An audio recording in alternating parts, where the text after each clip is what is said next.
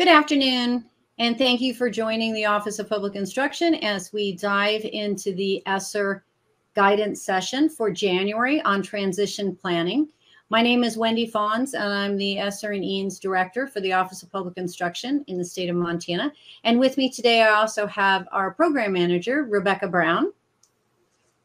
So we really appreciate you joining us this afternoon to cover, excuse me, the areas of ESSER management in terms of managing the various grant and transitioning if you are either a new clerk or a new superintendent coming in to manage the grant, or if you are a clerk or superintendent getting ready to transition into a different position. Next slide, please. So this is our contact information, and we are available via email and also via phone. You can reach out to us at any time. While we go through this session today, if you have any questions, you can put them into the chat. There is about a 15-second delay time before we see those, but feel free to put them in there, or you can give us a call or an email after the session today. Thank you. So our goals for this session are really to talk about what transition planning is and what should be considered in that process. And we look at things like accounts and contact information. We look at need to know what information in ESSER is really critical to know as you transition into or out of the grant management position in your district. And we look at grant tracking processes that can be used. We'll also have a wrap-up session and some resources that we can share with you going forward. So transition planning really is how will that replacement be picked up? And it's really understanding that you, in the position of managing right now the ESSER grant, are a historical and contextual knowledge base, but also an organization culture base. You know the staff, and you probably also have developed some gems or tips to pass along to the next person. If you're coming into the position, you're going to want to be looking for these kinds of knowledge base. You're going to look at who has the historical context of the ESSER grant, who has the knowledge in processing the grant, and the staff that are involved. And again, also those gems or those tips that can be passed along. And this information needs to be communicated in a clear and concise manner, both with regards to training, but also regarding documentation, so that you as an individual coming in, or again, you as an individual who's maybe leaving, vacating the position, can clearly pass off. Think about a relay race. You're passing off the knowledge to someone else. Next slide, please. One of the documents that's very useful in this process is called a document flow diagram or a data flow diagram. And what that does is identify information and how it flows from one point to another. So who needs what, and when does that information need to be produced? Who has the needed data in order to produce the document or the report, and when can it be received? When can you get that information? What kinds of reports and in what kind of format does that information need to be presented? And the diagram that's over on the right-hand side really illustrates what can happen when transition planning doesn't occur, in the sense that everyone can have this information, but there's no connecting point between the person who's providing the information out and the information that's needed to produce that report or that plan that might be needed for a grant. It could be that you've received invoices, but you don't know that you need access ID in order to process those invoices. It may be that you've received an email indicating that you have to complete an ESSER report, but you don't know what software or what portal to use in order to produce that report. Somebody may have made a last file, but you aren't sure where it is. Is it in a binder? Is it on a shelf? Maybe it's on a laptop, a server. What is the file called? So all of those things are necessary pieces of information to be passed on to you as a new employee in the management of ESSER grant, or if you are going to be transitioning to a new position, this would be information you would pass on to the next clerk or superintendent. Next slide, please.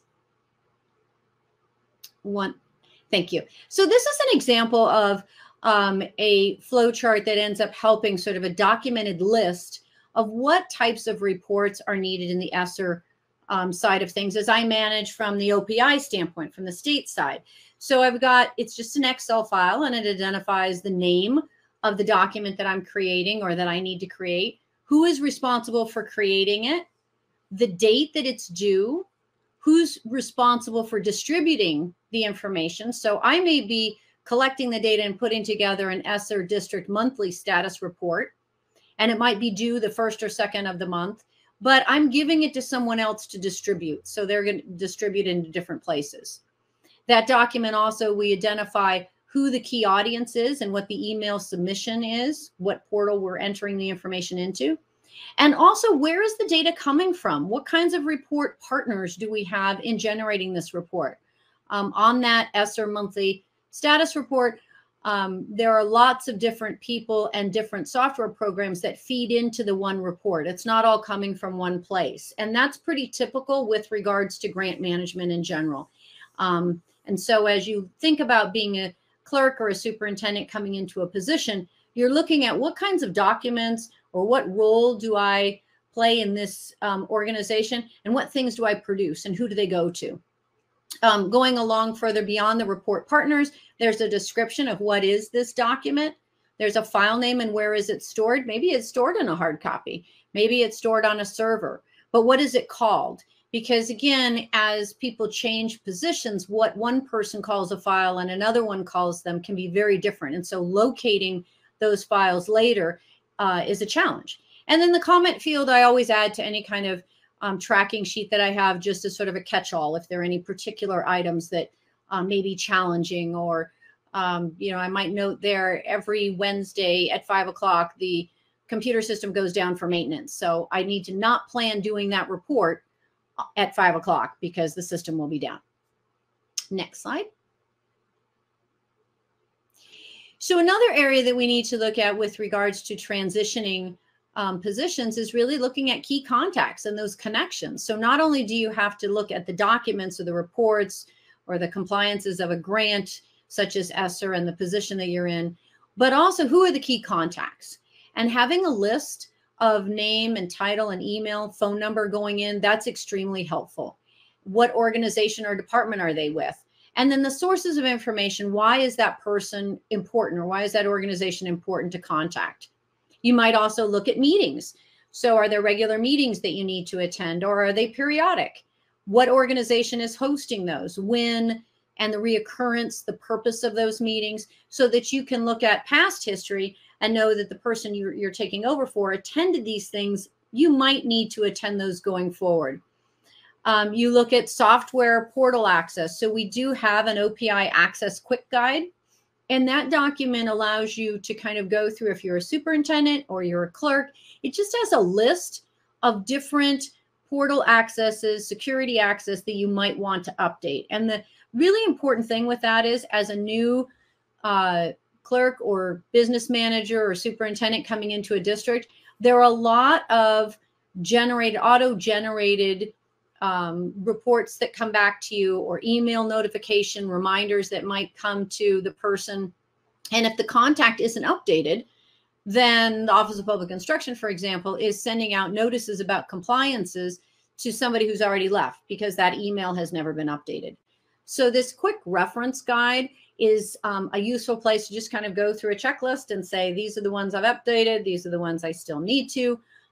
In the wonderful new world, we hope to have one portal access and one list, but we're not there yet. So right now, there's several places that you need to check to make sure that your email and phone and contact information are updated on there.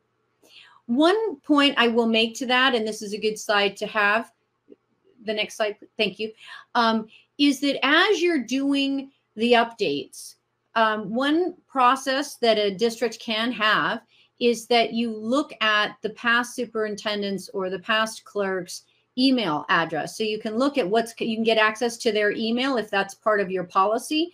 So for example, when our broadband position, when that person went to a new position, I could look at their old emails and see, okay, these are the things that in the past that were communicated. And that really helps because I could look through it and go, okay, she normally attended these meetings, she got these notifications, I need to update that process as well.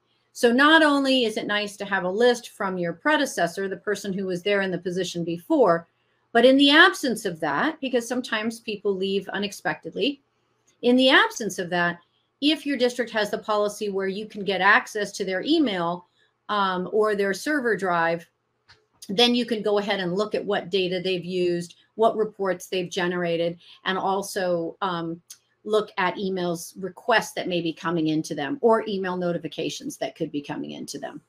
Again, that quick reference guide is available on our OPI website, and very easy to look at that. You can look at the contacts. You can look at centralized updates at mt.gov as well. And those are places to update information about your new contact information. Next slide, please. So when we look at grant funding and grant resources, this is an important function of both the superintendents and clerks. And as you transition into the new position, we often get calls from new clerks and superintendents who say, okay, I know I have this grant. I know I have the ESSER grant, but I'm not sure what I'm supposed to do with it. I don't know what the historical context is. I don't know what the moving forward context is. Is there a Department of Education manual to it? Unfortunately, there isn't one. They have these gigantic guides, frequently asked questions around allowable use. But there's not one place to say, this is what this grant is, this is how it's used, this is the compliances that you need to move forward in a concise sort of one-page starter and then references beyond that.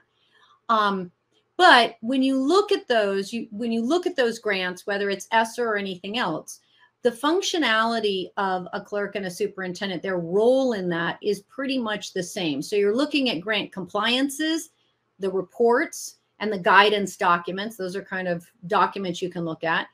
You want to look at a calendar with key events and activities. There's almost always, for every grant, there's going to be different things that are required and events that will trigger activity.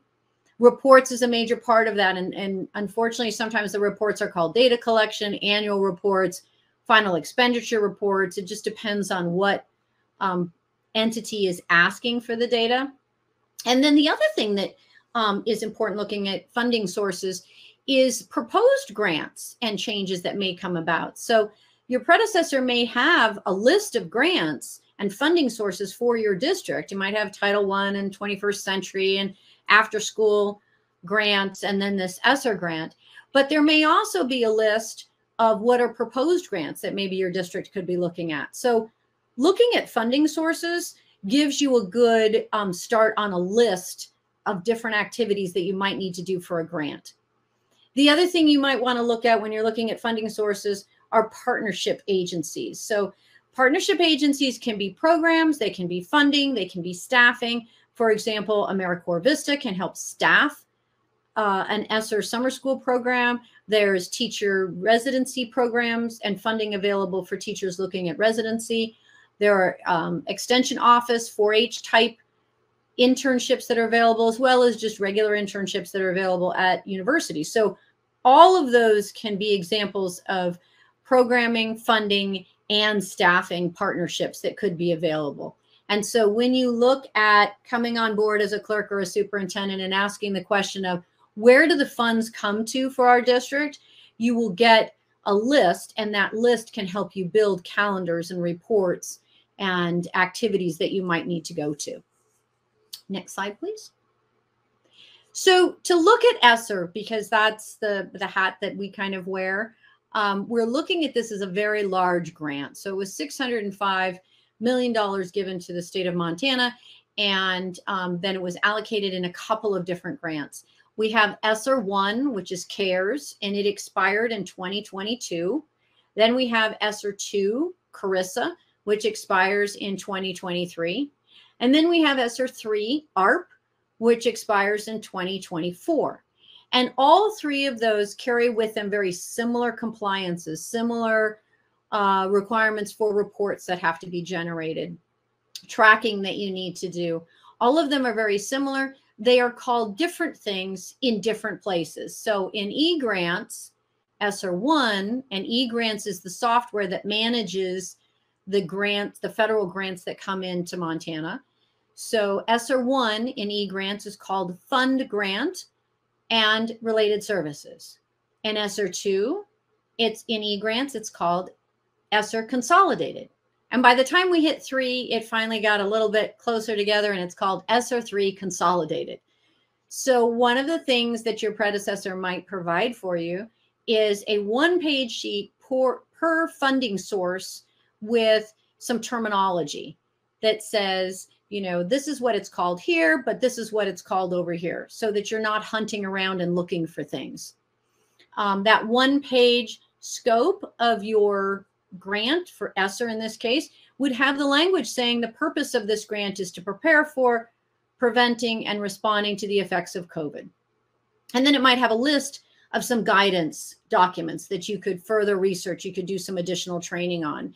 And again, all of the training that OPI does, that we do on ESSER, it's all available on our website. It's recorded, and you can pull that information up later on. I spoke with a clerk this morning who said, oh, that's great. Later on tonight, I'm going to go ahead and watch some of the videos. So you can listen to the videos, you can look at the slide decks at a later point as well. And that guidance section on a one-page capturing the high level view of all your funding sources is a very helpful thing to have. Next slide. So last but not least are some gems or tips that either you, if you are leaving your position, might want to pass on to your predecessor, or that you coming in might ask of the person who's leaving. And some of those would be, what trainings are attended and are valuable? What trainings would they recommend that you attend? And then looking at another tip, you might say drop downs for the e-grants for ESSER is not the current year, but it's 2021. And that could save you an incredible amount of time. I'll show you a slide of that in a little bit. Another one might be to show you that in e-grants, those three little bars that are over on the right-hand side indicated with the yellow arrow, that's actually an expansion bar. So it will open up your budget page or your item description much bigger, so you can actually read everything that's buried below. They might tell you that Qualtrics portal access requires an underscore, and that is important because as you get that access, it shows it as an item that is the username is misspelt, and so it gets red all over it, and it's very difficult to tell that there's actually an underscore. So they might just say, you know what, if you have challenges, make sure you're using the underscore. And then last but not least, that person might explain to you that some of the no reply emails are in fact very important. And so they might give you an example of auto replies that come when you've finished an activity. So you go in and you finish doing the ARP plan. And when you are finished with that, you'll get an auto reply email back. And in that email, you want to save that for your records in case you get audited. And again, at the state level, we do that. When we submitted our data collection to the federal government last year, we get an auto response back that says, thank you, you've submitted this successfully. And we save that in case we're ever audited or the file either gets lost, misplaced, something happens. We have documentation that it was in fact received. But searching for that later on might be very difficult if we didn't know to look for no reply. And so usually people who've been in a position for a while know what those are and can give you some guidance. Again, those are sort of some of those gems or tips that either you might ask for or they might prompt and give to you. Next slide, please.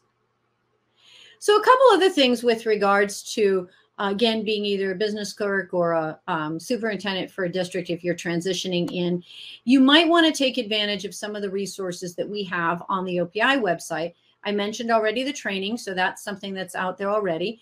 And then we also have some of these hard copy, but they can also be electronic tip guides. And one of them is provided by Jolene from the Corvallis School District. This is her Excel sheet that she uses for ESSER to track ESSER expenditure.